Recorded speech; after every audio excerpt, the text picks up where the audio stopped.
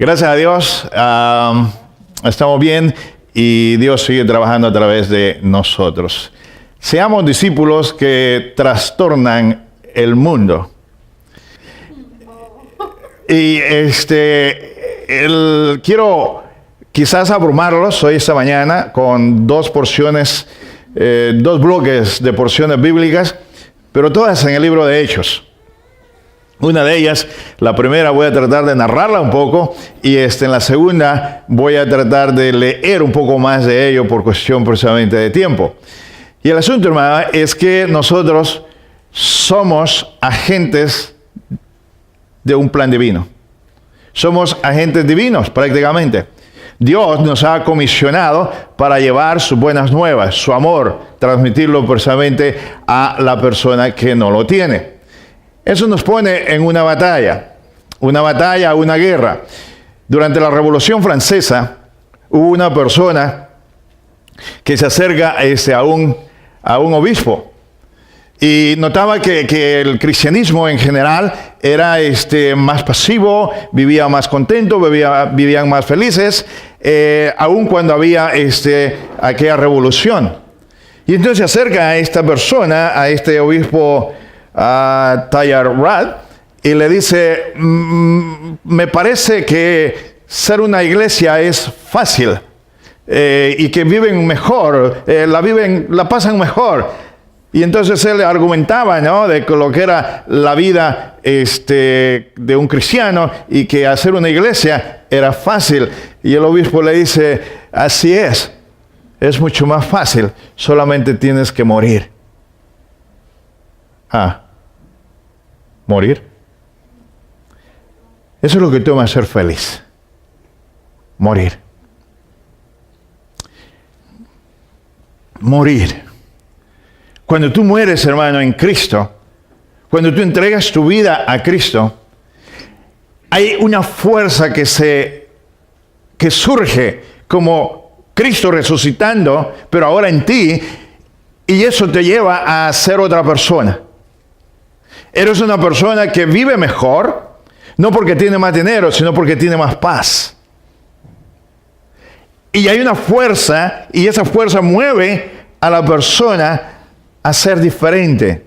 Con los jóvenes, yo he estado semanas atrás diciéndoles que hablando sobre la batalla del apóstol Pablo, dice, he peleado, he ganado, he hecho la buena batalla. Bueno, lo fácil para nosotros decir es que la buena batalla de Pablo se refería a la evangelización.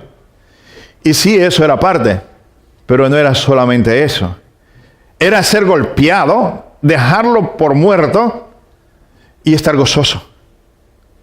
Esa es la batalla personal. La batalla de misión es otra, que va obvio con ello, pero la personal, cómo tú vives, cómo te manifiestas, cómo te relacionas con las personas, con los familiares, con la gente que te rodea. Tiene que haber algo especial entre los cristianos, y esto obvio en los cristianos que mueren. Para ello, hermanos, yo puse ahí también, hagamos un alboroto.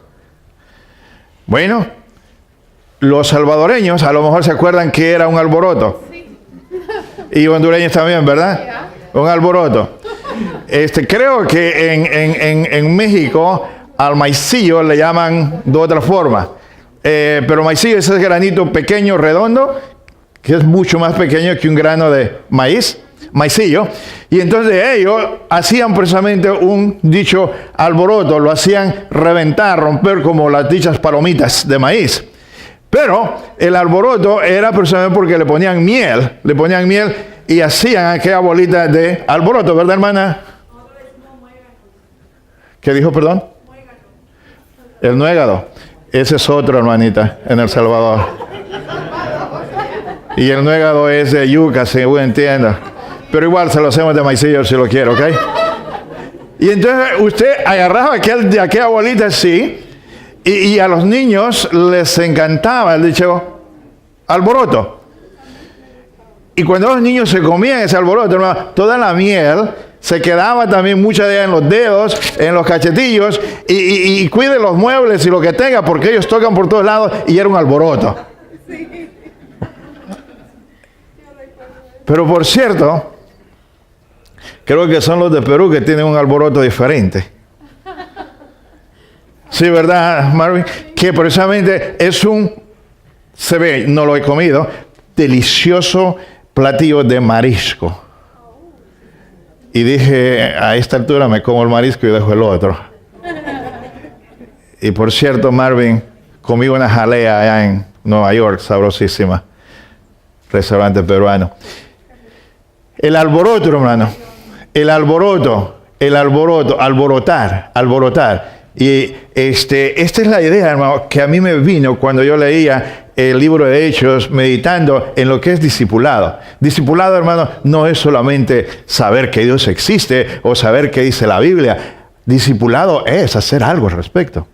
Es vivir activo, es compartir, es llevar ese alboroto a otras personas. Entonces, démosle un vistazo precisamente al apóstol Pablo, los alborotos que este hombre causó. Aquí tenemos precisamente el alboroto que él causó en Tesalónica. Simplemente dice aquí este texto, pero no hallándolos, trajeron a Jasón y a algunos hermanos ante las autoridades de la ciudad, gritando, estos que trastornan el mundo entero también han venido acá. ¿Qué le parece? Que cuando la gente en aquel tiempo se daba cuenta que llegaba Pablo y los discípulos, trastornaban al pueblo. Puede ver usted el impacto. Y entonces aquí andan buscando a Pablo y a sus acompañantes, pero no los encuentran. No te vienen, dice, no hallándolos. Y si no hallaban a Pablo, entonces que nos pague, que pague el pato muerto, Jasón, que fue quien los hospedó. Y ahí está el alboroto. Pablo ya huyó, porque en la siguiente ciudad va a ser otro alboroto. Usted puede empezar a ver la idea, cómo se va desarrollando. Y aquí precisamente está en Pafos. Y en Pafos hace un alboroto diferente. Dice, pero el mago Elimas, que así se traduce su nombre, se lo impedía y procuraba apartar de la fe al procónsul. Entonces usted puede ver a Pablo que ha llegado precisamente aquí a Pafos y está hablando con la autoridad mayor. Y le está hablando del poder de Cristo, y le está hablando de ese Mesías que fue profetizado, que se habló, que venía. Y el procónsul está creyendo, está moviéndose a creerle, pero hay alguien más oponiéndose. Elimas es un mago. ¿Para quién trabaja Elimas? Así es, lo pueden decir en confianza, que aquí no está él, ¿ok? Elimas trabaja para el diablo y Pablo trabaja para Dios.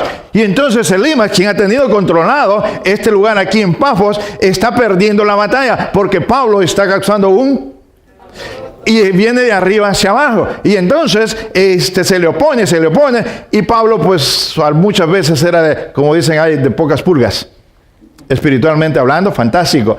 ¿Qué le dice precisamente a Elimas? ¿Sabes qué? Tú, lleno de maldad, tú, mago que engañas al mundo, no te pongas más. Vas a quedar ciego por algún tiempo. Y lo cegó. Y al quedar ciego este hombre, ¿qué cree que va a hacer el procónsul? Lea el resto del texto. Creyó. Si a usted le están diciendo, Guillermo López, cree en Cristo Jesús. Cree en Cristo Jesús. Ya no creas en este mago. No creas en él. Y se mueve un poco el hermano Guillermo a creer en Cristo, pero Elimas lo frena y le dice, no le creas, eso no es cierto. Y entonces venimos aquí y le ponemos a Elimas una ceguera. ¿Irá a creer el hermano Guillermo? Bueno, si usted ve a alguien ciego y quien le causa la ceguera es quien le está hablando, a lo mejor le aumenta su fe luego, ¿no? Y este fue el caso con el procónsul, cree. Y sigue precisamente el problema. Y aquí está el texto precisamente que le di, en donde Pablo le dice, vas a quedar ciego. Y entonces dice, cuando el procónsul vio lo que había sucedido, quedó maravillado de la enseñanza del Señor y creyó. ¿Está viendo usted el alboroto? Esto va a causar otros problemas. Y entonces Pablo sigue precisamente porque lo van a buscar, porque lo quieren crucificar, y entonces se va a Iconio. La gente de la ciudad estaba, dice, dividida. Yo no sé por qué me gustó más este pasaje. Porque yo aquí puedo ver la gente en un problema que no pueden resolver. Unos creen que sí, los otros creen que no. Y eso parece ser como cuando hay unos 10, 12 juntos viendo un partido de fútbol y la mitad le va a un equipo y el otro al otro. Están divididos. Y aquí está precisamente Pablo causando este alboroto, que no saben cómo arreglar este reto, y entonces está causando de nuevo otro alboroto aquí en Iconio. Y la historia continúa, porque en otro lugar se va precisamente, y ahí en Listra hay una persona lisiada, hay una persona que es impedida desde su niñez, desde toda su vida. Y entonces lo sanó. Sanó a estas personas, a esta persona. Y como resultado, la gente idólatra dijo, este debe ser el dios Júpiter. La gente está reaccionando diferente aquí. Y entonces vamos a hacerle un altar y vamos a ofrecerle sacrificio a Pablo y a sus acompañantes, porque estos son dioses que han venido de otro planeta. Los E.T. han llegado, ¿no? Y están presentes. Y entonces le van a hacer adoración. Y Pablo se molesta también con ellos. Dice, no, esto no es lo que yo quiero que ustedes crean. Yo quiero que ustedes vean precisamente la fuerza de Dios. Y entonces lo reprende. De nuevo, alboroto. Pablo arruinaba negocios también. ¿Sabe qué? Aquí llega precisamente Pablo y está esta joven que es adivina. De esa gente que le creen más al horóscopo, a las cartas, y se van a buscar la solución a las personas. Y esta joven hacía buen dinero. El problema es que esta joven no era libre. Y entonces el dinero era ¿para quién? Para el amo. Y note, Pablo salía día tras día y esta mujer iba detrás y le decía a toda la gente, estos hombres son de Dios y les hablan las buenas nuevas. Y era cierto. ¿Cierto? Pablo de Dios, y lo que él anunciaba era Cristo Jesús, lo cual era cierto. ¿Cierto? Cierto. Ok. Eso todo va bien, pero llega un momento en que Pablo se molesta con esta mujer. Está diciendo una verdad, pero se molesta. Y entonces ordena que el espíritu de adivinación que había en ella saliese. Y al salir, le echó a perder el negocio a Walter Mercado, que ya no existe, ¿verdad? Lo pierde, ahora es del niño prodigio. ¿Cierto? Y entonces cuando usted ve esas cosas, hermano, usted lo vea allá en aquel tiempo como sucedía, y vea hoy cómo el mundo se mueve. Es igual. Por ejemplo, una de las parejas que estuve tratando allá en Nueva York, son personas nuevas en el cristianismo, pero salieron de la brujería. Y ahorita mismo tienen ellos a una hija totalmente turbada, que ve visiones, ve al diablo, ve cosas. Y hay un trabajo que Cristo, la luz, está haciendo en esta familia, pero hay una oposición. Y entonces ellos, obvio, entran al cristianismo, pero en cierta forma siguen creyendo aquí en estas cosas. Y ellos llegaron en el momento, ¿no? Porque me están hablando de todo esto que esta muchacha de 15, 16 años ve, hace, y está turbada, obviamente. La han tenido que cambiar de escuela por diferentes complicaciones que se han dado a estas turbación que ella tiene. Y entonces yo les escucho, pero luego les pregunto, háblame de ustedes. ¿De dónde vienen? ¿Quiénes son? Y es cuando ellos me dicen que ellos vienen de familia de que creen brujos y consultan brujos y todo eso. Y aún después de llegar al cristianismo, dado a este problema de la joven, fueron a consultar a un brujo. Usted puede ver el problema. Si no puede haber algo así a medias. Te entregas a Cristo y Cristo es el todo. Pero no puedes creerle un rato y en caso que te falle Cristo, bueno, te vas con el brujo.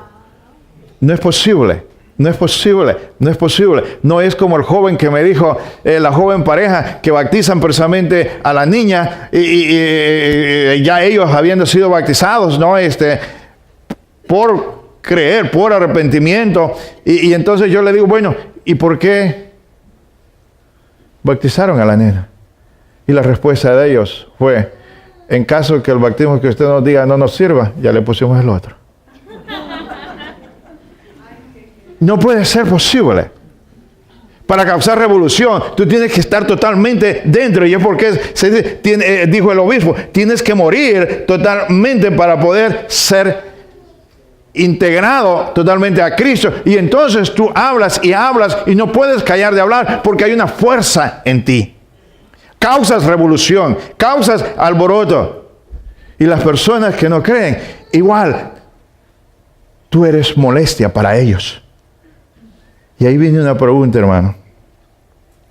Si nosotros no estamos causando problema para el mundo que vive fuera de Cristo, ¿por qué será eso? ¿Por qué todo ese conocimiento que tenemos no tiene energía? Porque es fácil hacerlo así como en el retiro entre nosotros mismos, ¿cierto? No hay oposición. Pero cuando tú vas con el vecino y el vecino te dice, oh, tú eres de esos raros. Y entonces de inmediato dices, pues sí me veo raro y mejor me regreso, ¿no? Y se va usted y se mete en su casa porque ahí está más cómodo. ¿Y no causa? ¿Qué cosa? Alboroto. Pablo no es de estos pasivos. Pablo va y rompía precisamente con todas aquellas paredes que frenaban a las personas.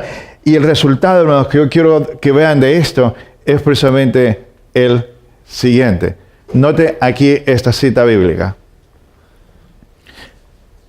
Aquí le voy a leer un poco más. Yo quiero que vea qué sucede cuando causamos alboroto, cuando le creemos a Cristo, cuando accionamos. Fue así como los que recibieron su palabra fueron bautizados y ese día se añadieron como 3,000 personas. ¿Cuánto tiempo tomaría bautizar a 3,000 personas? Piensen nomás por un segundo en ello, pero seguimos. Y la palabra de Dios se difundía. El número de los discípulos aumentaba considerablemente en Jerusalén e incluso muchos de los sacerdotes obedecían la fe. Sacerdotes, los mismos que rechazaron a Cristo, ahora están creyendo. ¿Por qué razón, hermano? Porque una cosa era frenar a Cristo y llevar a la cruz a Cristo, pero todo el organismo que crecía de Cristo en mentes y en corazones era imparable. Y hay algo particular en esa gente que no importa si los maltratan, si los golpean, si los asesinan, son imparables. No hay nada que los detenga a estas personas. Y esto es lo que está causando que aún los sacerdotes crean. ¿Se da cuenta cuando usted vive en Cristo totalmente lo que causa? Alboroto causa precisamente que aún las personas mayores en estatura social, en estatura académica, le pongan atención. Y una vez yo hablaba sobre esto, obvio que no citaba este texto, pero yo decía esto, yo creo que Nicodemo llegó a ser cristiano. Y alguien me dice desde el grupo, no, dice, ahí lo está rechazando, ¿cómo puede llegar a ser cristiano? Bueno, porque muchos sacerdotes, y en realidad otra referencia en donde Nicodemo llega más cerca de Cristo. Pero ¿qué está sucediendo con Nicodemo? Que el impacto de Cristo lo está jalando a ver más la luz, y luego, más tarde, cuando ya no es Cristo el que hacía todos estos milagros, sino gente común, gente que se movía como usted y yo, y llevaban el evangelio a otras personas, y vieron esa fuerza que no los podían callar, que no los podían frenar, que podían aún morir por la causa de Cristo. Aún los sacerdotes dijeron, aquí hay poder. Y eso es el discipulado, hermano. El discipulado no puede ser como un ejército pasivo. El discipulado es gente que habla y comparte con otras personas lo que Cristo ha hecho precisamente por ellos. Aquí en la siguiente cita, 9:31, mientras tanto, la iglesia disfrutaba de paz, note esto, a la vez que se consolidaba en toda Judea, Galilea y Samaria, pues vivían en el temor del Señor. E iba creciendo el número fortalecido por el Espíritu Santo. ¿Qué sucede, hermano, cuando nosotros hablamos? Esta es una de las cosas que usted no ve. Cuando usted viene a Cristo, se somete a Cristo, y su hijo empieza a caminar, a crecer en Cristo, aun cuando lo vemos que es inquieto por aquí en la iglesia, está recibiendo algo. Y ese niño, ese muchacho, se ha salvado de caer en drogas, en pandillas, en delincuencia, en una cantidad de actividades, y usted no ve eso. No lo ve. ¿Por qué? No sucedió. Pero si usted puede ver lo que Cristo ha hecho, es exactamente eso. Y entonces nosotros, cuando vemos a un joven que aún precisamente estando en Cristo y que está en ese desarrollo y que es bastante inquieto, como algún nombre que no voy a mencionar, ¿no? Usted espera mejor comportamiento de ese muchacho. Dele tiempo. Está en buen camino. Va por buen camino. ¿Qué hicimos ayer finalmente allá en el retiro? Que todos los jóvenes que estuvieron presentes, ¿recibieron qué, hermano Brian? ¿Qué les dijimos? Pórtense mal, síganla por ese lado. ¿Sí? Giancarlo, ¿les dijimos algo, Giancarlo? ¿Algo positivo, algo negativo que les dijimos? Muy positivo, ¿no? Entonces tratamos precisamente de decirle, Dios está contigo y tiene estos talentos y puedes. ¿Sabe qué, hermano? ¿Qué hacemos con eso, hermano Alejandro? Te evitamos que vayas a ver a tu hijo en la cárcel, en el hospital. Y te evitamos, Dios por nosotros, en nosotros, haciendo eso. ¿Fue poco?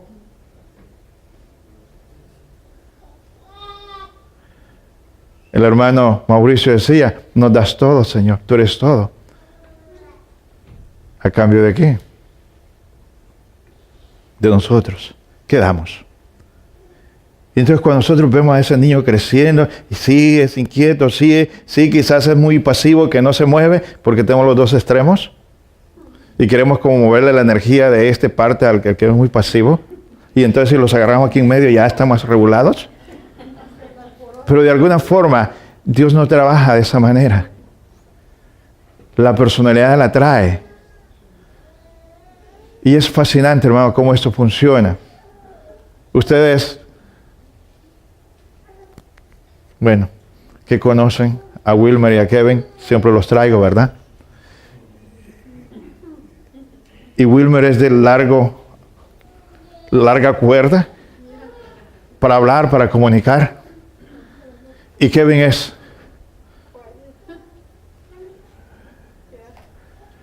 sí, mientras Wilmer ha usado 30,000 palabras, yo creo que Kevin quizás unas 10,000 es bastante. Pero es algo fascinante, hermanos. Estuve en una reunión que Kevin conduce los días martes con jóvenes universitarios de ahí de la Universidad de Maryland. Y por un lado me impresionó bastante lo intelectual de estos jóvenes. Las expresiones, la capacidad de razonar es alta de ese. Porque están acostumbrados, ya están en la universidad y entonces han desarrollado bastante su capacidad de leer y entender y argumentar. Les enseñan eso, ¿cierto? Y entonces yo estoy escuchando a estos jóvenes. Y me maravillé hacia el principio escuchar el razonamiento de ellos y el proceso. Pero luego entraron en hablar personalmente de los retos. Y jamás yo he estado en una reunión de ese tipo. Las conversaciones, hermanos, eran de gente joven, atrapadas en el homosexualismo. Y era tan normal para estos jóvenes hasta cierto punto hablar de ello, porque es que lo viven todos los días. Y entonces una joven, de los puntos más relevantes que salieron, una joven dice, mis amigos, esta familia que conozco, el papá asesinó a su hijo porque es homosexual, lo asesinó. Y ella dice, quiero que oren por esta familia. Póngale cuidado. Nuestras peticiones son más, por favor hay que orar por la familia García porque perdió a... ¿Cierto? Pero aquí es, el papá asesinó al hijo por ser gay. Otro comentario que se da es, la persona que bautizó, Kevin, alguien dice ahí, no ha venido, no ha aparecido, a lo mejor regresó a su práctica gay. Y Kevin dice, en realidad me acaba de mandar un mensaje y que está feliz y contento y que está creciendo y que nos tiene buenas noticias. Y que ha dejado su práctica gay. Y yo estoy ahí nomás escuchando esto. Y entre el grupo que había, después me dicen, tal persona que estaba ahí, tal joven, también es gay. Y yo me quedaba razonando sobre esto. Y dije yo nunca he vivido ese tipo de experiencia que Kevin está tratando y que tiene el coraje y la paciencia al mismo tiempo para escucharlo y está avanzando con ellos de tal manera que se están convirtiendo a Cristo. Y usted ve estas cosas y dice, Dios habla bastante por medio de Wilmer, pero muy poco por medio de Kevin. Igual el resultado es. Si tú hablas bastante, a lo mejor necesitas hablar menos. Y si tú hablas poco, posiblemente Dios te puede hacer hablar exactamente las palabras adecuadas cuando son necesarias, pero te usa. Si tú te depositas en Cristo Jesús. Y esto es lo que estamos viendo, hermano, la revolución, los resultados, gente que se convierte y que les quiero dar aquí unos más. El poder del Señor estaba con ellos y un gran número creyó y se convirtió Vea la información, muchos, un gran número. Vea aquí uno más, son varios más. Pero la palabra de Dios seguía extendiéndose y difundiéndose. Vea lo siguiente, al oír esto, los gentiles se alegraron y celebraron la palabra del Señor y creyeron todos los que estaban destinados a la vida eterna. La palabra del Señor se difundía por toda la región. Cuando tú hablas, hermano, causas alboroto. Y cuando causas alboroto, arruinas negocios. De gente que tiene negocios. El que le gusta, por cierto, yo quise usar la palabra transear allá en Nueva York y nadie me la entendió. Parecía el hermano Enrique allá en El Salvador, que sacaba todas las porciones y nadie le entendía. Porque en todo ese grupo que yo estaba, solamente había un mexicano. Vamos a mandarles unos cuantos de aquí de Texas, allá en Nueva York, ¿verdad? Y entonces la palabra transear no es centroamericana ni es precisamente suramericana. No quiere decir que los transistas son solamente los mexicanos, ¿no? Sino que usan otro término. Y entonces la gente, hermano, que tiene, por ejemplo, un negocio que hace cosas fraudulentas, deja de hacer ese negocio porque se da cuenta que no debe seguirlo haciendo y arruina, afecta su negocio, Cristo Jesús, pero es con fin darle más después. Y entonces la persona dice, mejor hoy que antes, ¿cierto? Se van a Iconio. Pablo y Bernabé entraron como de costumbre en una sinagoga y entraron hablando precisamente a ellos. Y entonces la multitud, los judíos y griegos se van a alborotar aquí igual que en otras partes. ¿Por qué? Porque una cantidad de gente está creyendo y el resultado es que la iglesia se expandía por el alboroto que Pablo y sus seguidores y los discípulos estaban causando. Y así las iglesias se fortalecían en la fe y crecían en número día tras día. ¿Qué sucede cuando usted habla? La gente cree en Cristo. Cree en Cristo y empiezan a dar frutos. Muchos de los judíos creyeron y también un buen número de griegos, incluso mujeres distinguidas y no pocos hombres. ¿Qué entiende usted por personas distinguidas? De alta sociedad. Porque lo peor es cuando una persona sin letras va y le habla de la grandeza de Dios a un letrado. Y el letrado dice, ¿y cómo sabe eso? Porque Cristo Jesús vive en él. Esto es los resultados que tenemos. Crispo, el jefe de la sinagoga, creyó en el Señor con toda su familia. También creyeron y fueron bautizados muchos de los de Corintio que oyeron a Pablo. ¿Está usted agarrando la idea de qué es lo que sucede? Eso continuó por espacio de 2 años, de modo que todos los judíos y los griegos que vivían en la provincia de Asia llegaron a escuchar la palabra de Dios, toda una región. Cuando nosotros hablamos, hermano, Satanás tiembla. Le estamos echando a perder su negocio. Pero si usted calla, Satanás hace fiesta. ¿Está viviendo usted la idea? Y le hemos venido hablando del discipulado ya por varios domingos. Y yo quiero que usted agarre esa idea. Sea una fuerza de Cristo. Cristo está listo. Usted debe estar listo. Así la palabra del Señor crecía y se difundía con poder. Note la palabra calificativo, arrollador, que da esta versión. Cuando hablamos, hermano, hablamos. Y sea que usted trabaje en un restaurante, o trabaje usted en una clínica, o trabaje limpiando casas, lo que sea. Y usted va y habla, va a haber gente que va a creer y que más tarde le va a decir, gracias porque me trajiste el evangelio a Cristo Jesús a mi vida. Hablemos, hermanos, necesitamos hablar, no callar. Si no hablamos, aquí le va el tercer punto y se puede ir con este. ¿Ya vieron la imagen? ¿Ya saben qué es lo que hace Satanás? El mundo vive alborotado.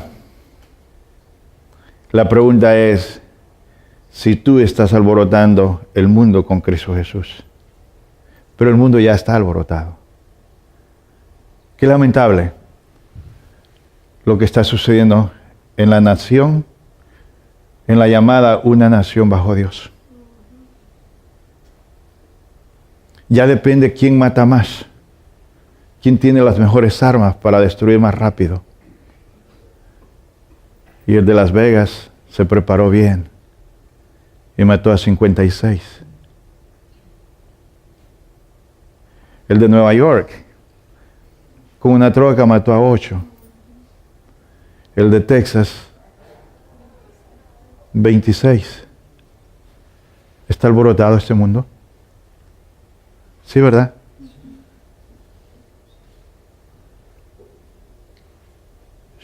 ¿De qué lado estás?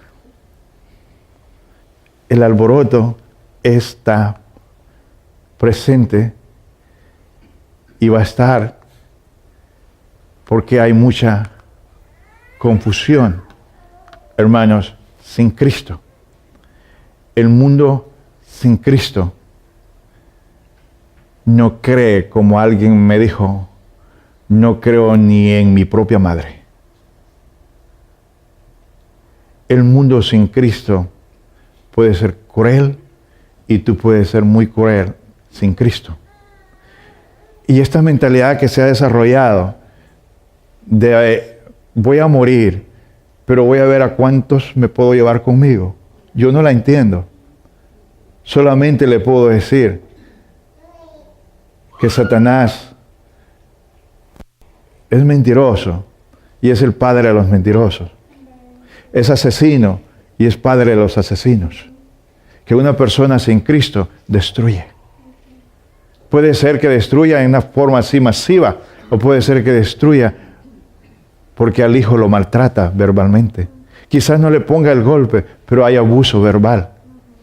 Pero el padre, precisamente con Cristo, ve al hijo y le tiene paciencia y le habla y le dice, tú puedes, Cristo puede trabajar por medio de ti y tú puedes servir a Cristo. Y esa persona se torna en una persona sana, con paz, con control. Y esa persona bien encauzada se convierte en un líder que convierte a otras personas, y entonces usted hace una revolución para Cristo y en Cristo. ¿Tiene sentido? Hermanos, no sabemos ya, precisamente, porque otro de los problemas que nosotros tenemos y enfrentamos hoy, que usted como padre quizás no lo esté viendo, es la confusión sexual. Lo que yo vi ahí en ese grupo que Kevin presidía, es una confusión de identidad. Porque alguien precisamente dijo, amor es amor, señor Obama. Tendrá que dar cuenta de eso que hizo ante Dios. Porque Dios dice lo contrario, ¿cierto? Y la blasfemia que él hizo con pintar la Casa Blanca de colores tiene un costo para esta nación. Y ya la está teniendo, ya la estamos pagando. La revolución, hermano, existe. La pregunta es, ¿qué tipo de revolución tú haces? ¿A qué lado estás? Si tú no haces nada, prácticamente estás al otro lado. Pero si tú actúas precisamente con Cristo y en Cristo, entonces tú estás rescatando personas. ¿Y en qué nos beneficia? Uno de los textos que vimos aquí nos dice que cuando la palabra crecía, cuando se esparcía, cuando los discípulos crecían, el número de los discípulos crecía, no sé si lo notaron, dice que la iglesia tenía paz. ¿Cómo funciona eso? Para empezar, si tú estás en Cristo y tu familia está en Cristo, tú eres una familia de paz. 2, cuando tú empiezas a compartir con el vecino, con el amigo de trabajo, la paz va a crecer. ¿Por qué? Porque va a haber posiblemente otra familia aquí de paz y la otra, y va creciendo y va creciendo. Y entre más paz hay, más en paz vives. Note, hermano, esto cómo funciona. Si usted educa a su hijo, a su hija, voy a tomar aquí las jóvenes, a su hija bien en las cosas espirituales, bien en Cristo Jesús, cuando ella va a buscar con quién casarse o aceptar a alguien, ¿qué va a buscar en esa persona? A ver si trae un Mercedes. No, va a buscar qué tan llena de Cristo está esa persona. ¿Cierto? Si se casa bien con una persona de paz, de Cristo, llena de Cristo, dígame usted, ¿suegro de quién es usted? De un buen joven. Hijo de... No lo quiero asustar, pero vamos para el otro lado. La joven dice, no, la vida es vida. Y como dijo el loco de Puerto Rico, la vida está loca. Vive la vida loca. Y entonces vive la vida loca. Y entonces ella se va por lo loco, por las locas. Dígame, ¿usted se vuelve suegro de un loco? Pero antes dijimos hijo de Dios, en ese caso hijo de... Y entonces usted presenta a su yerno. Se llama Juan, hijo de... En otras palabras, mi consuegro es... ¿No me quieren ayudar aquí a completar eso?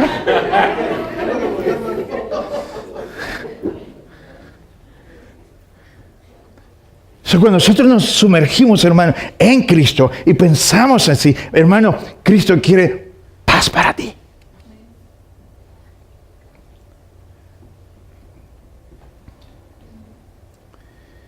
Hace tiempo atrás, en una reunión con misiólogos y personas con doctorado y maestrías, hubo un momento en que se discutía el mandamiento mayor. Y entonces alguien dijo que eso que Dios pedía de que se le amase con toda la mente, con todo el corazón, con toda su alma, con todas sus fuerzas, era egoísta. Pero luego él lo acomodó y dijo, pero Dios puede hacerlo, porque Dios será Dios egoísta.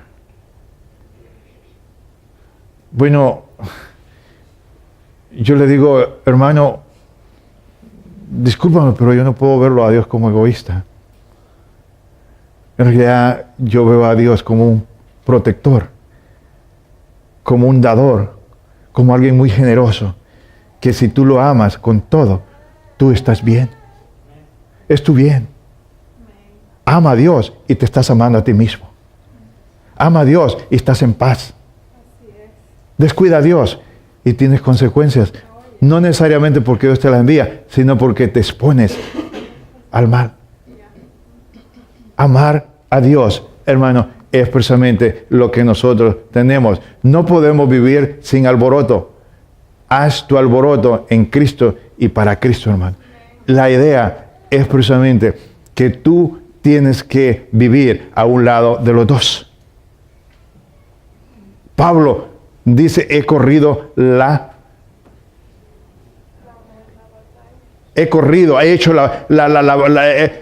dice, como el atleta que corre, dice, para alcanzar el premio. Hay una carrera y hay una lucha. O mejor dicho, dos tipos de carrera, dos tipos de luchas. ¿Cuál haces?